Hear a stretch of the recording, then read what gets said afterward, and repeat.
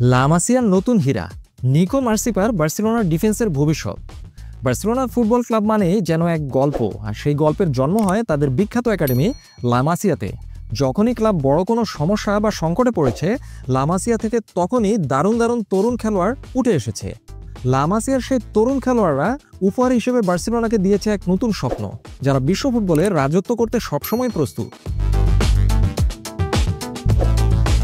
সাম্প্রতিক সময়ে আমরা দেখেছি গাভি, Alejandro বালদে, Fermin Lopez, Lamine Yamal এবং পাও কুবার্সির মতো তারকারা কিভাবে বার্সেলোনা মূল দলে এসে নিজেদের জায়গা পাকা করে নিয়েছেন।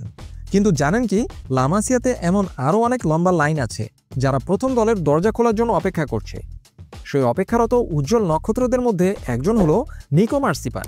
এই তরুণ সেন্ট্রাল ডিফেন্ডার এখন লা মাসিয়া একাডেমির জুভেনিল এ দলে খেলেন, কিন্তু তাকে দেখা হচ্ছে একাডেমির সেরা ভবিষ্যৎ তারকাদের একজন হিসেবে। কেন নিকো মার্সিপার এত বিশেষ? নিকো মার্সিপারকে নিয়ে বার্সেলোনার কর্মকর্তারা খুবই আশাবাদী। তার জন্য এই মৌসুমটা খুবই গুরুত্বপূর্ণ। এই সময় ঠিক হবে সে বার্সেলোনার মূল দলের কাছাকাছি পৌঁছাতে পারবে কিনা।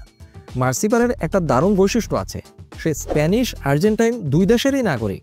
তাই তার খেলার ধরনে আর্জেন্টিনা ফুটবলের সেই আক্রমণাত্মক মানসিকতা এবং বার্সেলোনার বল ধরে রাখার পজেশন বেসড দারুণ স্টাইল দুটোই একসঙ্গে দেখা যায়। এই বিশেষ প্লেইং স্টাইলের মিশ্রণের কারণে বার্সেলোনা ক্লাব তাকে বিশেষভাবে মূল্যায়ন করছে। তবে শুধু আজকের খেলার মানের জন্যই নয়, বার্সেলোনা তার ভবিষ্যতের সম্ভাবনা হিসেবে তাকে বিবেচনা করছে। ক্লাব মনে করে সঠিক পথে এগোলে সে একদিন অনেক বড় তারকা হবে।